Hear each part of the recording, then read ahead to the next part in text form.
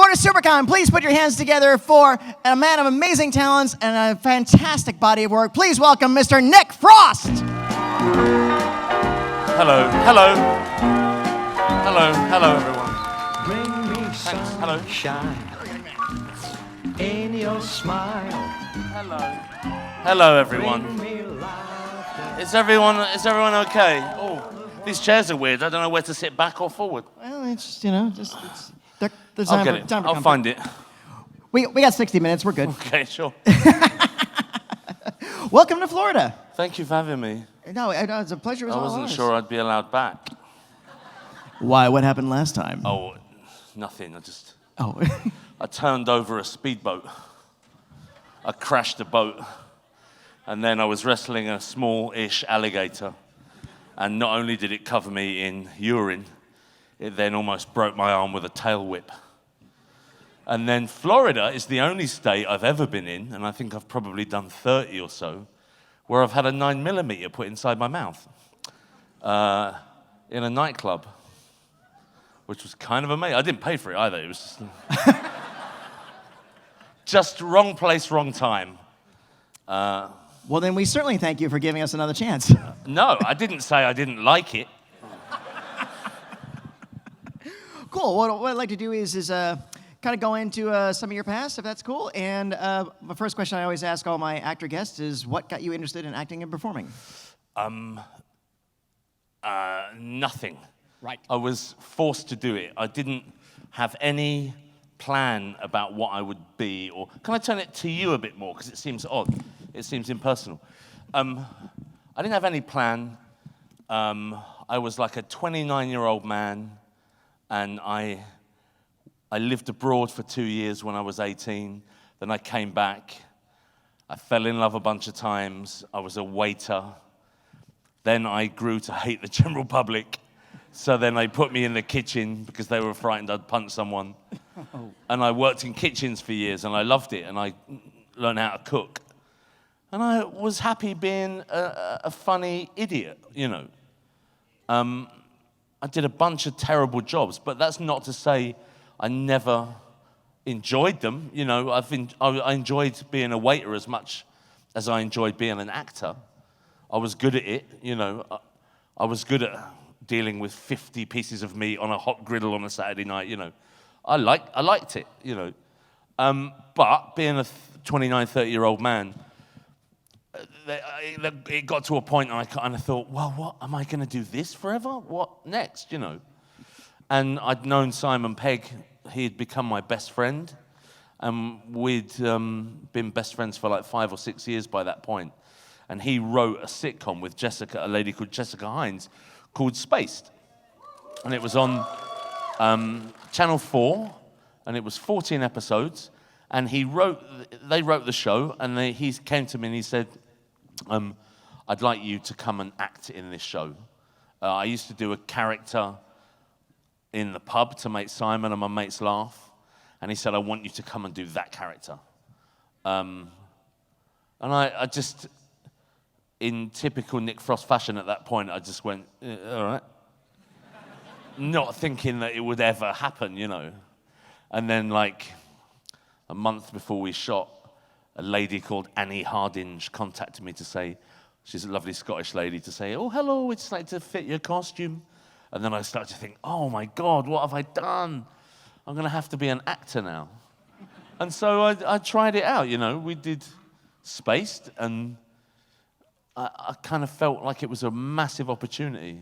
And even though it was a really alien thing for me to do, because I'm kind of a bit nervous and a bit anxious in real life, and the thought of having to act in front of people kind of terrified me, or not learning lines or forgetting lines and everyone just looking at you to think, and they're thinking, you idiot, you know. It was difficult for me. But I did it, and I really enjoyed it. And I thought, you know, maybe I could do this. Have a go? Yeah. But, you know, we shot the first series of Spaced, and then they paid me like, it wasn't a lot of money, but it was a lot of money to me. It was like $9,000 or something. And I didn't realize, like an idiot, that you'd have to pay tax on it. Or, you know, I was like, well, I spent that money in 8 weeks. And then it was like, oh, when's this show on? So when's the rest of the work start? When does Hollywood knock? And so I had to go back to being a waiter. But I couldn't go back to the place that I'd been before because I kind of burnt my bridges quite badly. Yeah, I'm going to be an actor. So I had to go back to another place, which ironically served alligator on the menu. Oh, wow. So who's the winner? You know. Place that you and Peg worked at was a Mexican restaurant, right? It was, yeah, called Chiquitos. Okay. Now I'm dying to ask this. Is there a difference between UK Mexican food and American Mexican food? Our stuff was Tex-Mex, I guess. Okay. Not really. Right, yeah. It used to be amazing. It used to be incredible. And we'd make all the sauces and all the food right there every day. And then it got bought by a big conglomerate and they shipped in frozen shit every day. Yeah. And that happens over here, too. It was never the same. Yeah, your character on Space, Mike, I think the idea was everybody knows a guy like that. Right. And I certainly did. Right. So, yeah, like guns and somebody you're glad to have your radar. A but story about, the best way to amputate a foot. Yeah. Just that kind of person. But there was a guy that I based Mike on who was like a barman at the restaurant I worked in. And he used to talk about those kind of things all the time. Oh, yeah, the best firearm, and let's use this. And I just used to look at him and think, you lunatic, what are you saying? And we used to kind of tease him a lot. And then one day, like 20 years later, I was looking through the newspaper, and there was a picture of Tony Blair, our Prime Minister at the time, in Afghanistan, and he was flanked by my old friend who we teased incessantly, John. Like, he made it. He became a Special Forces, like, a close protection bodyguard. Nice. And I was like, oh my God, the joke's on me. Everything he said was must have been real, which makes it a lot more frightening now. Well, Space definitely was and still remains just one of the funniest darn things. And a really good deep dive, I thought, into geek culture. The first one that really wasn't trying to caricature things, really just tried to really give a humorous and honest view of it. So I always treasure it. Plus, me and my friends, ever since then, once in a blue moon, we'll do our own version of male telepathy. Yes, fine, yes, yeah. I will not ask you to No, recreate fine. it. I think I'm firing blanks at the Yeah, that's good. So, Shaun of the Dead, how'd your involvement in that come about? just because we'd done Spaced and we had a laugh, and doing that zombie, we did an episode zombie kind of. What was the computer game at that time? Doom? Yeah, like on really? Sega, Dreamcast or some weird. Like we did like the slow gunfight in space was kind of like that, Yeah. and we enjoyed shooting that so much, and we were like, oh, it'd be good if we could do what? Yeah. One of those things. Yeah. Delete is applicable. So it was like, oh, imagine we got to shoot a whole film of zombies, and me and Simon and Edgar had always loved zombies and loved zombie films, and Simon and I would often just kind of lay around. There was a gun shop near us that sold like air rifles, and you could buy a shotgun if you were a farmer. And it was like, a mile away, and we'd lay on the floor, and we'd say, oh, how would we get there if there were zombies? Like, how would we get to the gun shop? And then we'd plot our routes. And there was a way that we found that you could essentially just hop onto a wall, and then you run down the roofs of all the houses and stuff. Yeah. And that's what we did for like years. We plotted that kind of thing. And eventually our kind of big plan, if it ever came to it, was we'd break into like a big sports stadium, and then we'd turn the pitch over to crop production. So we could essentially keep living for a long time, and we'd rotate the crops we'd do, and maybe a quarter of the pitch we'd turn over to kind of grazing animals. And You guys are full-blown zombie survivalists. yeah, yes. Pretty awesome. Well, definitely the dedication showed. I mean, Shaun of the Dead, and it definitely, again, created this three-way partnership between like you, Simon, and Edgar, and which reflected again when you came back, did it for Hot Fuzz. Yeah. Yeah. Yeah.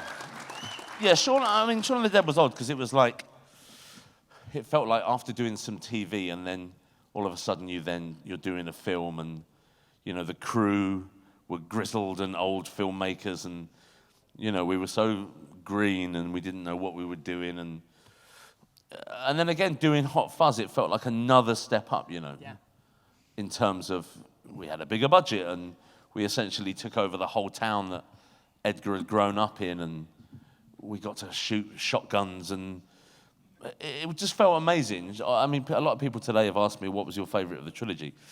And I love them all for different reasons.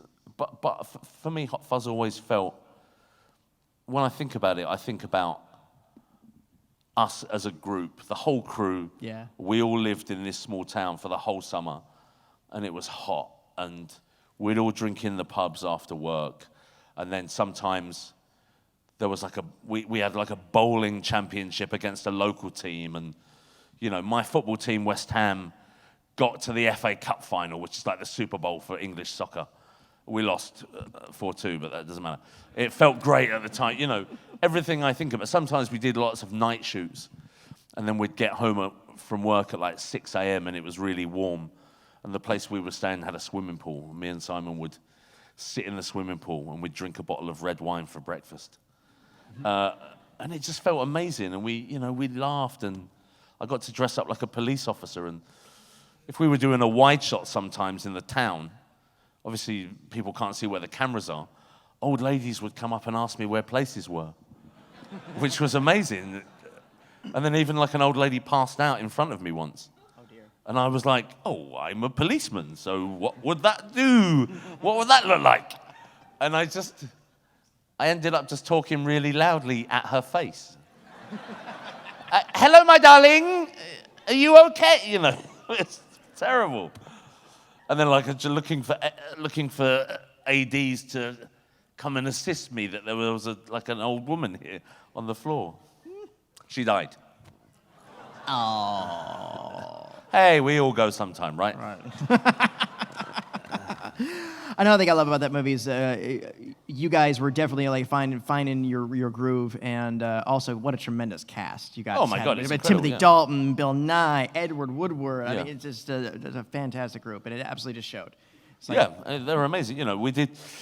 Excuse me. When we were rehearsing, and even in the mornings, if we did shots with all of us in the morning, we'd always give like 20 minutes extra because the old actors would always tell stories. Yeah. And like we'd, rather than just say, come on guys, we've got to shoot, we'd just sit and just listen. And it was amazing, you know, it was a fantastic summer. Absolutely, is what they showed. Before we got to the third one, you did some other stuff in between. You're doing the Grindhouse segment, Don't. Yes, I was, yeah. Yeah, okay, yeah, all right, Yeah, we got like, props for that. I think the credit is Shit-Eating Baby. Yeah. But Shit-Eating Baby Man, which is my credit on a Tarantino movie. Yeah. Then you did a really fun turn as Commander Henderson in Hyperdrive with Yeah. the lovely Miranda Hart. Yes, yeah, it was great. Hyperdrivel. Hyperdrivel. Yeah, it was like a weird little British niche space thing. And I was like a... Kind of like it was like Star Trek with modern politics. Sure. All right, that works. Okay. Good. How did Snow White and the Huntsman? How was that experience like? Oh, great. Yeah, amazing. You know, I mean, being one of 7 dwarves, it means I got to hang out with like Ian McShane and Eddie Marzan and Toby Jones and Ray Winston too. So it was just us sat in a forest watching all the other actors work. Because I don't think they knew how they were going to make us look smaller toward the end. Yeah. So they'd get us in at like 3 a.m. and we'd sit and we'd do 4 hours of makeup. And then we'd sit around in our trailers till 4 p.m. And then they'd get us in and they'd just shoot us like our faces. And then they'd wrap us. And that was it. It was kind of really unactory, but fun. Because, you know, there was a lot of really beautiful old oak forests. And we'd just be like 7 actors just sitting in their chairs dressed up as dwarves, just talking about, you know, someone would be doing a crossword. And, you know, just one of those things when you're an actor, you look around, you think, what's going on? What's happening? You know, What have I got myself what into? is this? What's happening here? Then the third of the trilogy, World's End, Yeah. which I will say is my personal favorite. Right. Because I just loved it as it's like almost like a middle finger to Childhood's End or The Day the Earth Stood Still, where aliens coming down say, "Oh, you're all a raucous bunch, so we're gonna kind of take you over and show you the right way." And Yeah. you're like, nah. Yeah. Yeah, it's kind of really, it's really English too, to be that stubborn and that pig-headed and Yeah.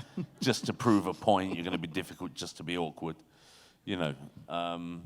And it was, I think we grew up as people and our friendships evolved.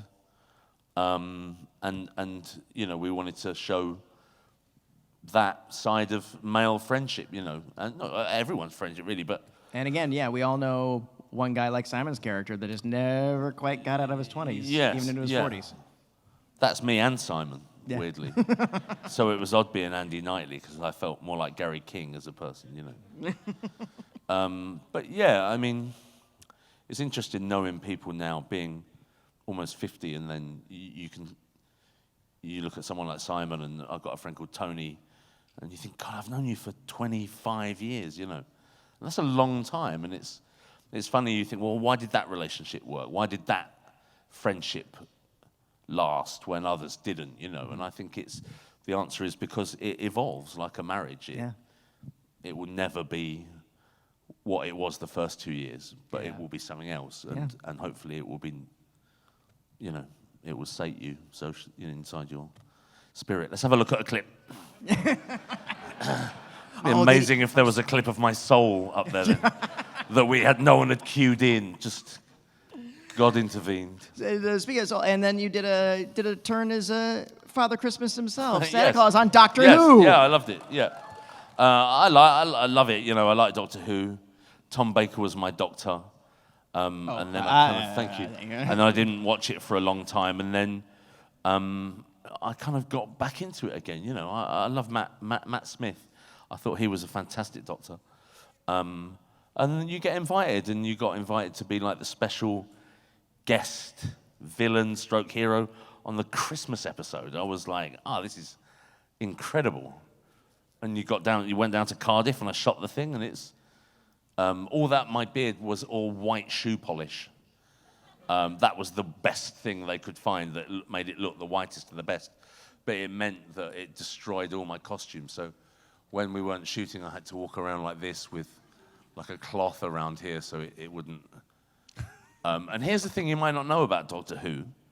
The actors have to pay for their own breakfasts, which is just kind of really weird for me because like I got in the first morning, oh, hey, hello, and they said, oh, do you want a cup of tea and a sandwich? I said, oh, yeah, I'll have like a bacon sandwich. And the runner kind of knocked on the door 10 minutes later, and she brought it in. She went, oh, there we go. She said, that'd be £3.50. I was like, what? Oh, I don't understand. You got to pay for your... And it's the thing, you just pay for your own lunch. It's odd. Yeah. People on Air Force One have to pay for their own meals. I've heard that, apparently. Yeah. I get that, I understand. It's an oddity. It's an oddity. You showed us a really good softer side of Mr. Sloan, which I was a big fan of. Yeah? And I really enjoyed that. Okay. And I wish it could have continued. Okay, yeah. For those who know what Mr. Sloan is, it was set in like the end of the 60s, and I was like a 45-year-old man, and that kind of explosion of social freedom and free love had, passed me by. And, I love my job and I love my wife, and then I lose my wife and my job on the same day. And he's just left as I think the first scene is my attempted hanging, which was actually pretty hard to watch for me, oddly. It was it was really real. It was kind of, and so he's trying to get over this, and then this incredible woman called Ophelia Lovibond comes into my life and essentially frees me and teaches me how to love again. And then my wife comes back, which is kind of amazing. And my wife was played by Olivia Colman, and we do this amazing. She got some fans. No, she's good. We did this amazing scene where she's come back after a year, and I'm like amazed. And we did like this big 12-page scene, and it was incredible. And we both cried during it, and It was like proper actings where I'm looking at her thinking, oh my God, you're amazing.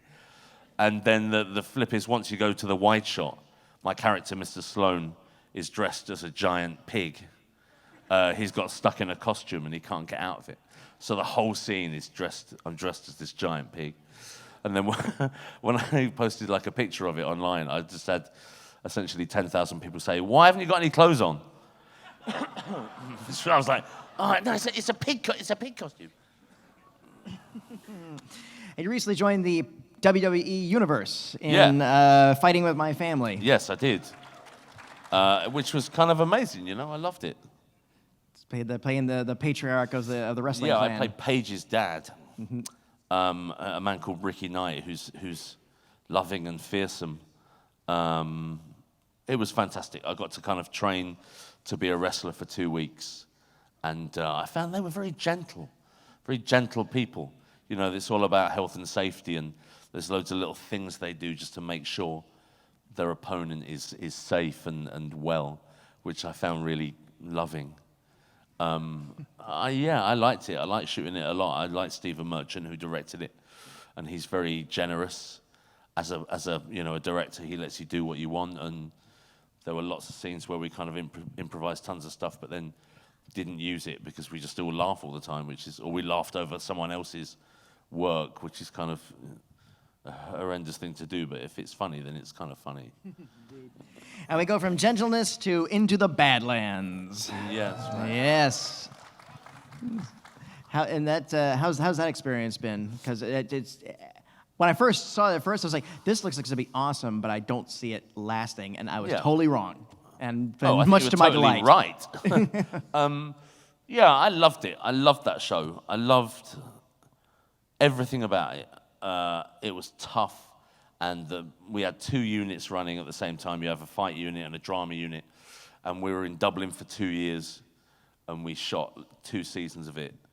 And all the actors put a lot of effort in, and the crew are incredible, and you get to work with this amazing Jackie Chan's fight team, and they're amazing. There was like 10 of them, and they all speak either Cantonese or Mandarin, and before a big fight, they essentially clear the floor, and everyone watches, and they choreograph 10 moves until they get it right and they like it. And then as the actor, you then go off and learn those 10 moves while they like the shot, and then you come back and you shoot that 10-move sequence, and then they start all over again, and they just build it bit by bit. And it takes a long time, but it's some of the fights took 2 weeks to shoot, 10 days, you know. But they're amazing, and I loved it. I loved doing it, and I love Daniel Wu. And there's a guy called Sherman Augustus who plays Moon, who is incredible. And I've never, of everything I've ever done, I've never had like I've never had like a Shaun of the Dead tattoo or something that said Hot Fuzz. But I got nunchucks tattooed on my arm to remind me of Into the Badlands. It's the only thing I've ever felt like I'd like to do that, you know. Nice, very nice. What's been it might be Into the Badlands, but what's been the memory of all your acting experiences that's lingered you the most? I don't know. I mean, you can think about it. Yeah, okay, fine. I like everything I do. I've got to be honest. I mean, I think those times when, you're in a powerful sports car and they're doing skids in the street and like there are 200 people watching, you kind of think, oh, this is great. If I was to do this off my own back, I'd be arrested. You know what I mean? Just the things like that where you think I never not go into work and think I'm really lucky to do this. I think that's part of the reason. If there is a big plan that's unfolding before our eyes, I think I got it when I deserved it, and I lived a whole life before I got there. So I don't ever walk into work and take anything for granted. I'm happy from the minute I get on set to the minute I'm off, which is annoying for partners and girlfriends because, I'm the best person I am on a film set or on a TV set because I love it. I love that everyone is pushing towards the same goal, and everyone in every, department are passionate and talented. It's not just people in front of the camera, you know. And I love it. And we have totally loved all the stuff that you've done for us. Oh, And thank we you, really, thank so you. really Thank you very appreciate much. it. No, Cheers. thank you, thank you. Give applause. Come on.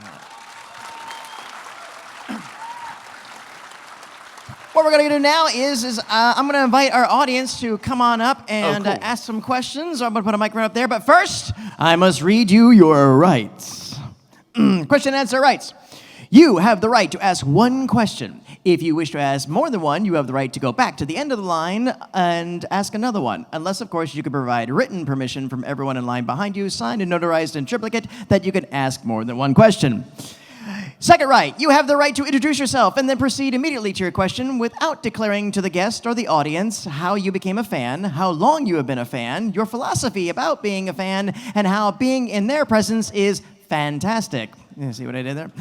And finally, you have the right to ask a question, but not to make a request. Requests are defined as, but not limited to, the following: hugs, high fives, personal endorsements, songs, sonnets, spoilers, reading your spec script, speaking in specific character voices, stowing away in their luggage, rubbing your fingers through their luxurious beard, and sampling your homemade hot sauce. Florida SuperCon, do you understand these rights? Then I will place the microphone up here and invite you to go ahead and start us off. Can I stand at the lectern? What's that? If you like, Yeah, you can thanks. stand anywhere you want. I'll tell you what, we'll bring the lectern to the middle. No, okay, fine. I can never resist the lectern. Hang on, what's this? Nick Frost is a bastard. Who wrote this? How's it going, Nick? Hey, how are you? Pretty good, pretty good. Quick Oh, question. it's fine where it is. Yeah, it's absolutely fine. Between Shaun It's of the fine. Dead and Hot Fuzz, what would be like the set that you had the most fun in? Like, you know what I'm saying? Like, which one did you enjoy your time with Simon, I guess? Hot Fuzz. We had a lot of fun on Hot For sure? Fuzz. Yeah, for sure. Yeah, I mean, yeah. Shaun of the Dead was fine, but we were all terrified and we weren't sure what we were doing. Yeah, no kidding, no kidding. And then Hot Fuzz was nice because we just relaxed and it was a lot of fun. All right, and I'm assuming you've enjoyed, like, your friendship with Simon as the movies go on, you know, No. through the trilogy? No, I haven't enjoyed my friendship with them. No. Yeah, I mean, but yes, of course I do. But, you know, we've been friends for 26 years and we're able to differentiate the work bit and the fun bit. You know, we've got a very big, strong work ethic. And there have been times when he and I have had really big fights on set about creative differences, which makes it really awkward for everyone else because when we fight, it becomes like a husband and a wife having a fight because you get to see cameramen kind of doing that. Oh, fucking hell! Just people drifting off, which is kind of awkward. But it's passionate. People are passionate about what they do and they want it to be good. You know. All right, that's cool. Well, thank you for coming out Thanks, for mate. SuperCon, and see Cheers. you around. Yeah, maybe. Hey, boss, what's your name? What's your question? Hi, I'm Joey. Nice to meet you, Minute. And you, mate. I'm a big fan of your work in the sense of cinematography-wise. I know you've been in the game for a while, and I've been wondering, what do you consider your quirks, your style of movies, or whether in writing or cinematography? Oh, I don't know. I mean, I think because I never trained as an actor, so maybe I don't have the. I don't want to offend trained actors, but maybe I don't have the baggage that training as an actor brings. I just try and do nothing as an actor. I mean, I think because if you look at people now, if you look at everyone around you, people are kind of generally not doing anything. And if you're going to portray a human being, then you need to be a human being. And I think, I did a film years ago called Kinky Boots about, with Joel Edgerton and Chiwetel Ejiofor, and he was amazing in that film. But it was about a shoe factory in a town in England, and they used all the extras with the people that actually worked in the shoe factory. And there was a scene where he was giving a big speech to all the factory workers, and I stood behind the camera and watched all the just normal people that worked in the shoe factory. I stood and watched them, and they didn't do anything at all. I mean, not a thing, literally just. And I thought, oh my God, that was incredible. You couldn't teach that shit, you know. You probably shouldn't teach that shit. But it was doing that, trying to be a person is what I'd like to do as an actor, you know. Thank you. Thank you. Hey, what's your name? What's your question?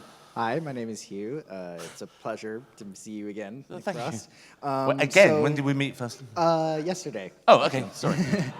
So you've worked in a lot of movies with aliens, obviously, with Sure. End of the World, Attack the Block. But my specific question is related to one of your films, Paul. Yeah. So what was it like working on that movie, especially with Seth Rogen, a weed-smoking alien? What was the experience like? Yeah, it was amazing. We shot all Seth stuff in Los Angeles before we got to New Mexico, but we went and we shot in Santa Fe for we were there for 4 months. Again, it was a bit like shooting Hot Fuzz in terms of the whole crew was together in this small town. Except unlike Hot Fuzz, Santa Fe had more dream catchers and enchiladas, which was incredible, you know. I think there was a couple of days when Simon and I got onto set really early and we were up in the mountains. We were sitting having a coffee and a family of bears walked across. Just incredible, you know, again, it was an amazing, I know you wouldn't guess looking at me now, but back then I was something of a big tennis player. And I had a coach. And when I started playing tennis in Santa Fe, the guy had to say to me, we got to play with heavier balls. I was like, oh, right. Apparently you've got to play with heavy balls when you're in Santa Fe.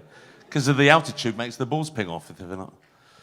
Oh, God, I miss my dad. Okay. Who's next? Thank you very much. Hey, boss, what's your name? What's your question? Joey. You look amazing, by the way. Thank you. Well done.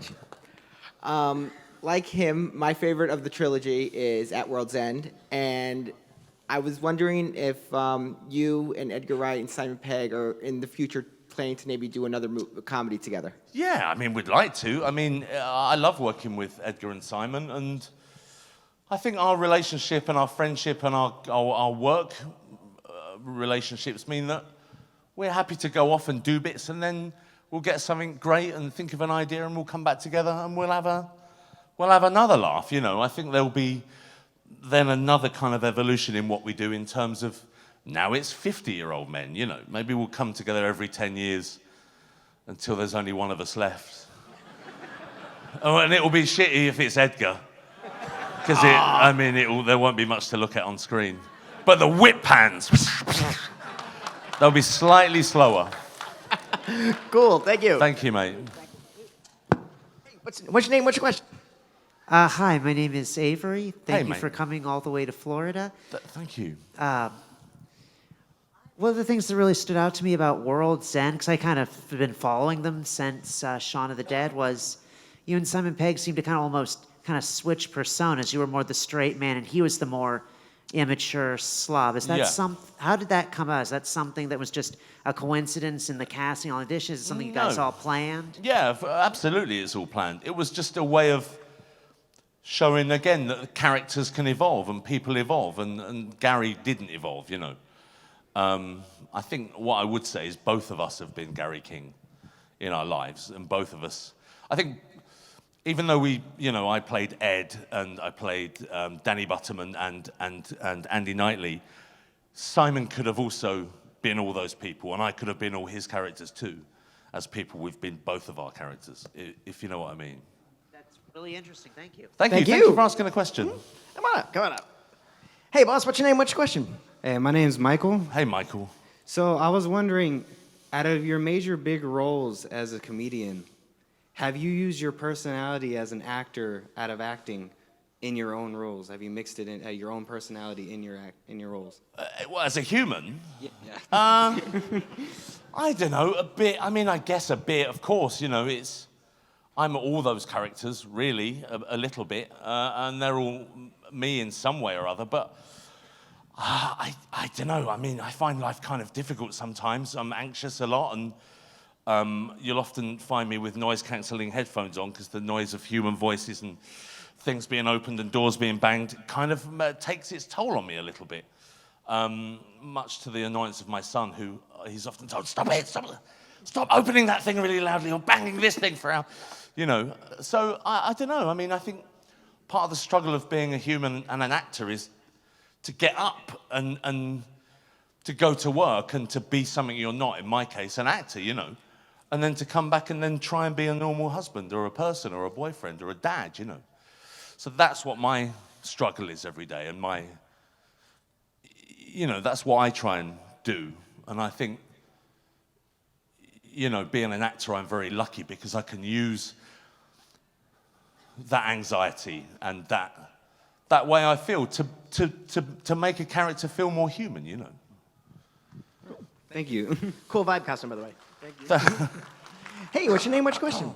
Hello, my name is Cody. Hey. I'd like to ask you, in your career, your entire career, has there ever been a moment where you've had to take a step back and go, wow, I'm a celebrity, like I made it? Well, now maybe, this is weird, this is odd.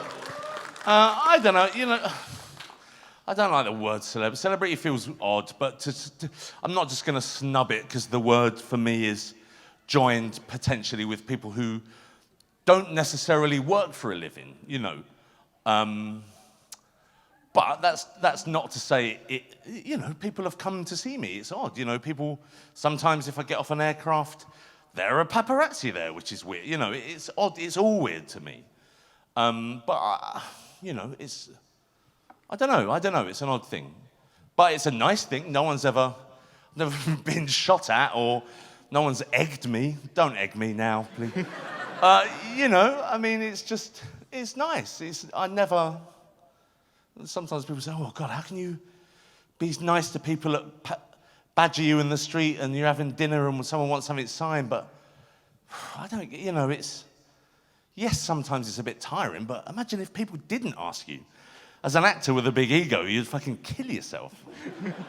I like it, I like that people are nice. I like that I've done things that speak to people personally that they feel they need to come and have a picture or... that said, I won't be waiting for pictures. Yeah, I'm lucky. I'm happy, and I'm lucky that I get the chance to be a celebrity. Cool. Thank you. Cheers. Very much. I get free water, Yeah. Hey, what's your name? What's your question? Hi, I'm Eddie. Hey. And my question is, in Shaun of the Dead, towards the beginning, you take Simon Pegg's character out to, get him pissed because he's just broken up with, or his girlfriend just dumped him. So I was wondering if there were times in you and Simon's real relationship that mirrored that. Absolutely. Yes. Of course, We've been best friends for 25, 26 years, and we've been through a lot of ladies. A couple of guys, too. But yeah, of course, that's what being a best friend's about. There's those phone calls or texts who says, oh, she's left me, man. She's left me, mate. And yeah, you get up at 3 a.m., you take a cab over and, you drink 50 beers and cry, and then it's all right, and then on to the next one. That's it. That's what friendship's about, Thank you. Thank you. Hello, my dear. What's your name? What's your question? Hi, I'm Carrie Ann. The question about Into the Badlands. Okay. Your fight sequences. I know you mentioned that they would come out, they'd set them up, they would, show you what to do. How much training did you put into them beforehand? How much background training did you have before you did any of your scenes? Yeah. I did a bit of martial arts. I did it like kickboxing for 4 years, and I played rugby. And me and Simon were avid backyard wrestlers. So when we set up the fights and stuff, I didn't want, even though there is a bit of this, but I didn't want to seem to be flying around on wires or doing things that maybe I physically couldn't do. So I was lucky that we kind of tempered a style which was like a drunk bear, like a wrestler, a barroom brawler, but with added magic. Is there Santa Claus just walked in? Yes, sorry, I just wasn't sure I was having a giant stroke.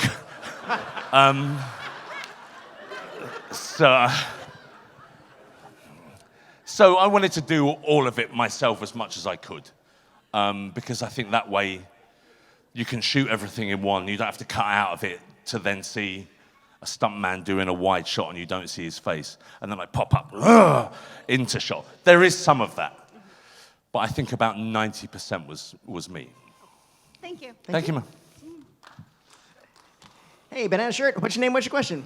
Hello, I'm Josh, and saw you yesterday for my birthday. It's my I know. first time here at SuperCon. Thank you. Question I wanted to ask you was, after hearing about the relationship with you and Simon and Edgar, you guys, I just wanted to ask, like, how much of the ideas on set do you guys spitball? How much of it's improv? How much of it stays in? How much of it gets cut out? Yeah. I would say that none of it is improvised. I mean, we improvise a ton in rehearsal, and if it's funny, then the script will be changed. But when we come to shoot on the day, what we want to shoot is always so much, and it's so ambitious that we're really fighting to finish the day anyway. So to turn the kind of floor over after every take for 10 minutes of hilarious improvisations would mean we'd be screwed for the rest of the day. So anything that was funny or made us laugh or someone improvised during rehearsals, then we'd put it into the shooting script. So on the day, we shoot the script, and that's it, really. Thank you. Thank you. Thank you. Hey, boss, what's your name? My name is Daniel. Hello. Was there a time in your career through acting and comedy that you just wanted to get out of it and just quit at one point? Right now. Thanks, Daniel. Thank you, everybody. How are you doing?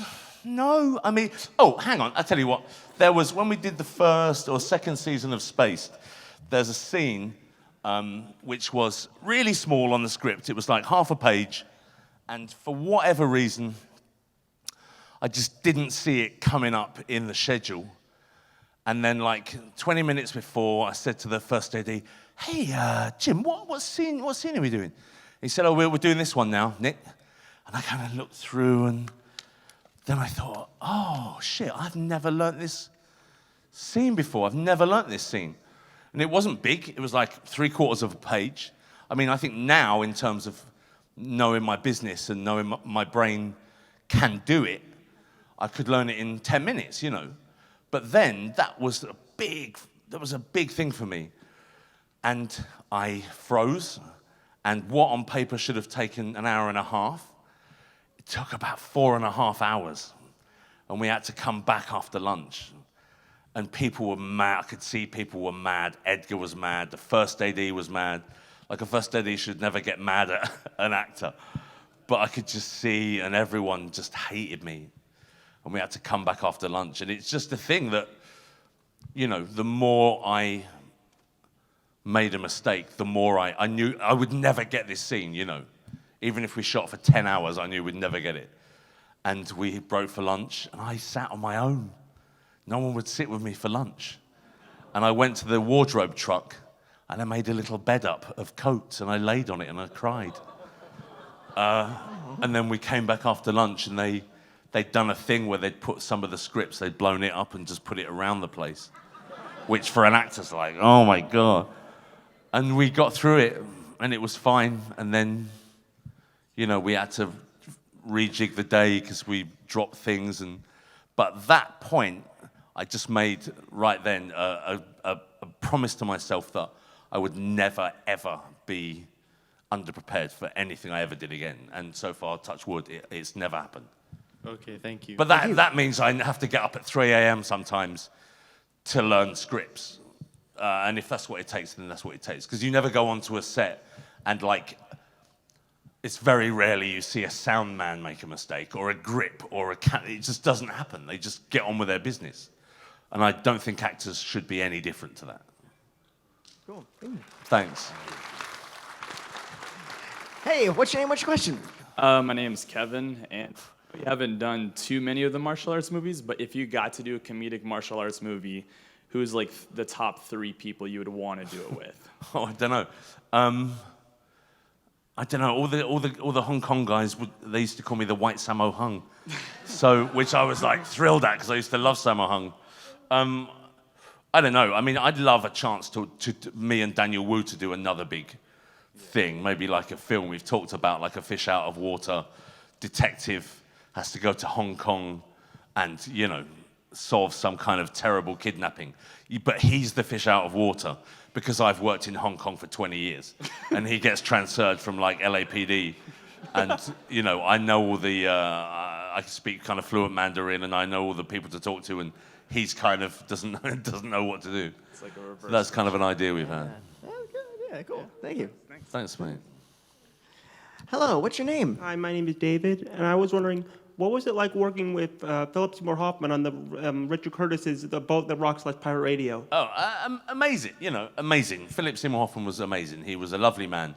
And I'm so happy and thrilled that I got to do a film with him. But he's, when you're a group of actors together and you see a name like Phil Seymour Hoffman on the call sheet and you know he's coming in, like everyone's like, hey, have you seen Phil? Have you seen Phil yet?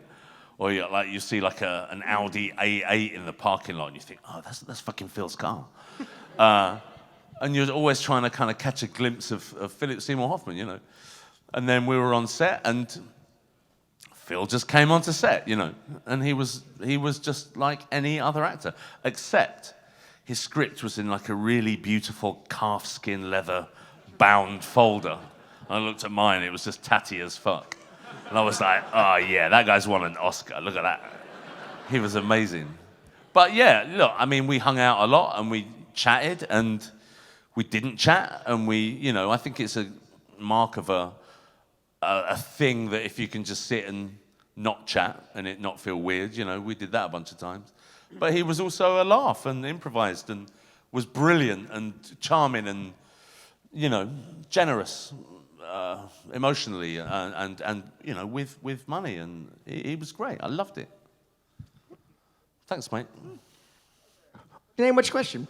Hi, I'm Miguel. One of the series that you were involved in that I really liked was Man Stroke Woman. Right. Can you talk about how you got involved in that a little bit? Man Stroke Woman was a sketch show that we did in London, in Britain. It was like 3 guys, 3 girls, and a whole bunch of kind of sketches. And I got it was like 12 years ago, maybe even more. But I'd never done a sketch show, and I got offered this part, and I always like sketches.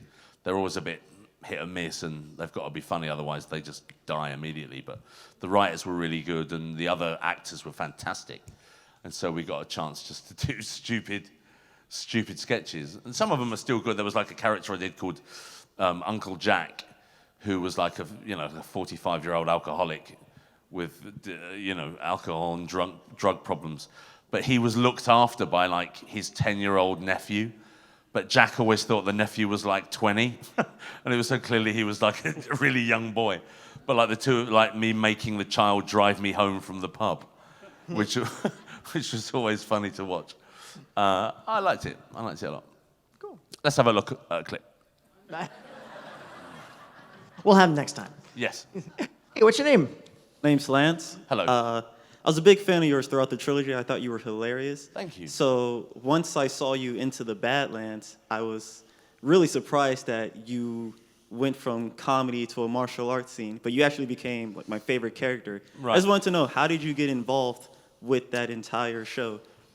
Well, I think the first season had played out, and even though it was kind of amazing and the fighting was amazing, I think that genre generally is kind of serious. All the actors have a job to do. They have a mission. There's no room for fun. There's no room for larking about, So I think one of the criticisms of season 1 was that it was very serious.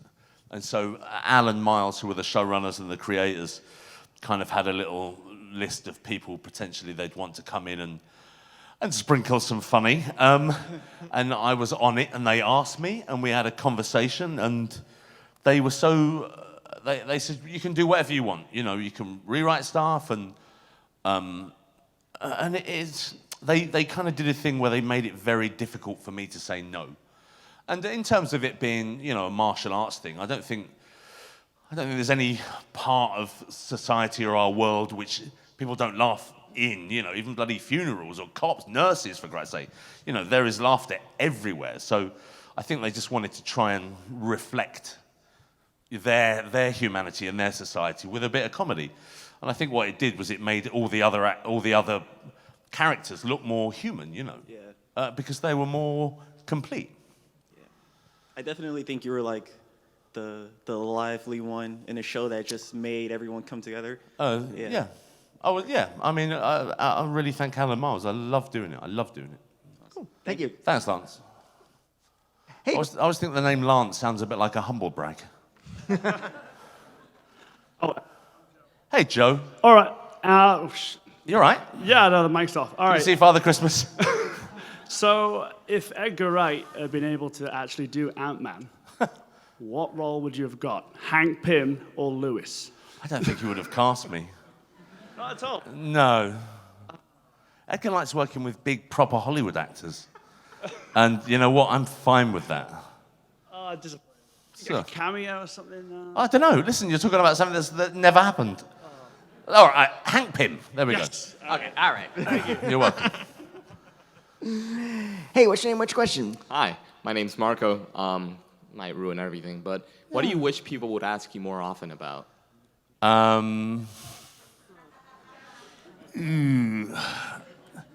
Nothing. I don't know. I'm happy with.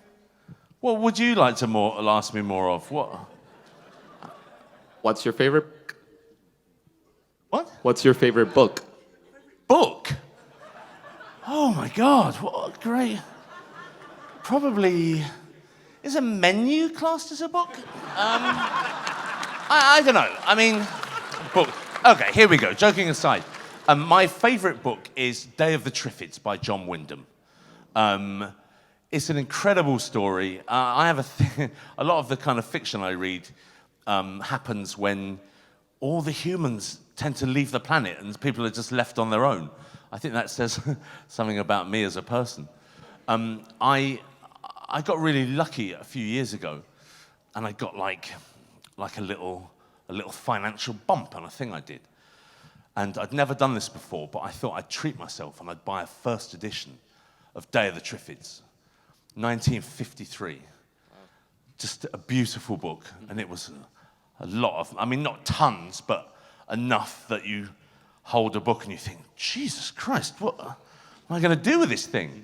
So there was nowhere I put it where I wasn't afraid that it would the sun would burn it or something would happen. So I put it in a little cupboard next to my bed, and I left it there. And then like 3 months later, I moved house. And the cupboard then went back into my new bedroom.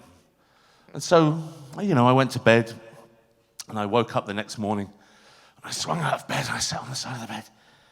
And I thought, hang on, the bloody floor's wet. And the floor was wet. And I was like, what? What the bloody hell's all this? And I kind of traced this stream up into where the book was.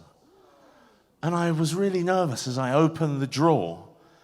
And in the book, in the drawer was the book, floating in 2 inches of piss. I had woken up in the night and not realized the layout of my new apartment and panicking. Oh God, I just weed in something I felt was a toilet. And it wasn't a toilet. So I now have a John Wyndham 1953 first edition full of piss. The pages are yellow and hard now, which I think, in hindsight, might make it more valuable. But that's probably someone saying to me, "Don't spend money." You know what I mean? I learned my lesson. Thanks so much. You got so much out of me for that question. Yeah, you got it. Yeah, you got it. Well done. Hey, what's your name? What's your question? This question better be good now. Have you ever shit in a cupboard? What do you have for us, Vincent? Even though I don't know you personally, but I do like to get to know you. Okay. I have a question. What was it like being in the movie, fighting with my family, and meeting The Rock? I loved the movie. I loved shooting the movie, but I never met The Rock when we shot the film at all. We premiered the film in Sundance Film Festival, which is like in Utah, like in March or somewhere like that. And he was going to come and turn up at the premiere.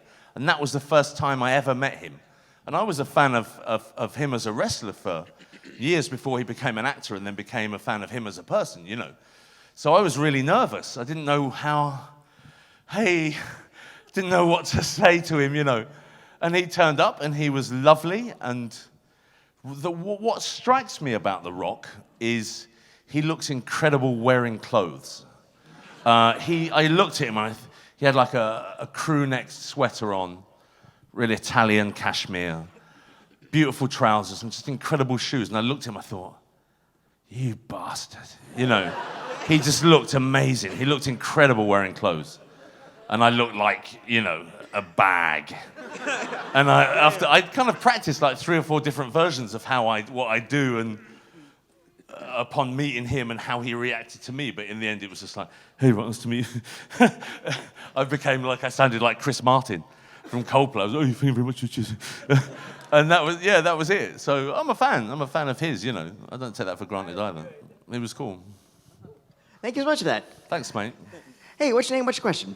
Hi there, I'm Manny. Hello. I'm curious, when you're shooting that movie with Simon Pegg, Paul, when Yes. you're going to Comic-Con, were you guys just walking around the con and enjoying it and like having a crew behind you? No, What was not that at all. like? Well, we asked the fire marshal, the San Diego fire marshal, whether or not we could actually come and shoot at Comic-Con. And his exact words were, no fucking way. So Comic-Con were very gracious enough that they let us use their font. And so what we did is we shot exteriors in San Diego when the con wasn't on. And then we essentially, using like Albuquerque Convention Center, then rebuilt Comic-Con with the goodwill of thousands of people that turned up and set up stores and brought food. And then that's how we shot the interiors of it. Thank you, mate. Thank you.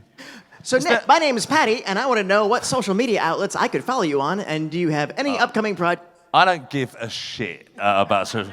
I'm on Instagram, but the next thing that I'm doing, I think Simon Pegg and I are writing a TV show about a group of British paranormal investigators. It's like the X-Files. It's like funny X-Files, I guess, but more British. So I think that's what we're going to do next, and we start shooting in 8 weeks, and we still have scripts to finish writing, so we're kind of shitting ourselves. But thank you. I think our kind of time's up, but I just want to say thank you so much for coming out, and I think my fear as a person and as a man is when you walk on and there's like 8 people here, and there wasn't. So I really appreciate you hanging out and coming to say hi, and I thank you very much. What we're going to do, we're not leaving quite just yet, because we're going to take our SuperCon selfie. What we are going to do is invite everybody to approach the stage. Don't get on the stage, but come up to the stage, and we're going to take a crowd picture with our guests and all of you. No one's allowed to touch my ass.